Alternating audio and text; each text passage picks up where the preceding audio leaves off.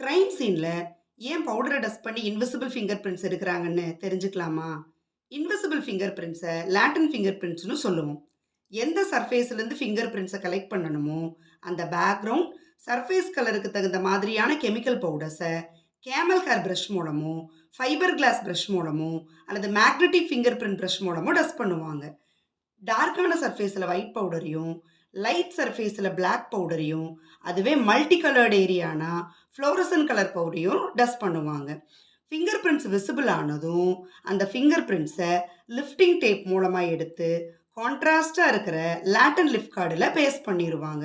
Collect பண்ண finger பிரிண்ட்ஸை ஏஎஃப்ஐஎஸ்ன்னு சொல்லக்கூடிய automated finger print identification system மூலமாக ஃபிங்கர் பிரிண்ட் டேட்டா பேஸோட கம்பேர் பண்ணி யாரோட ஃபிங்கர் பிரிண்ட்ஸ்னு ஐடென்டிஃபை பண்ணிடுவாங்க. இப்படி கலெக்ட் பண்ணுற எல்லா ஃபிங்கர் பிரிண்ட்ஸையும் NAFIS national automated finger print identification system மூலமாக என்சிஆர்பி மெயின்டைன் பண்ணுறாங்க.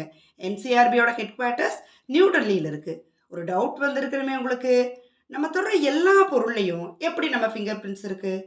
ஏன்னா நம்ம ஸ்கின் கண்டினியூஸாக நேச்சுரல் ஆயில்ஸ் அண்ட் ஸ்வெட்டை செக்ரீட் பண்ணும்.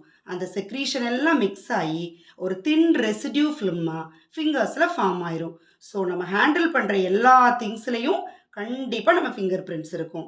ஃபைனலி ஃபிங்கர் பிரிண்ட்ஸ் பற்றின சயின்டிஃபிக் ஸ்டடியை டாக்டைலோகிராஃபினும் சயின்டிஃபிக் பிரின்சிபல்ஸ் அண்ட் கான்செப்ட் மூலமாக க்ரைமை இன்வெஸ்டிகேட் பண்ணுறது தான் ஃபாரன்சிக் சயின்ஸ்னு சொல்லுவோம்.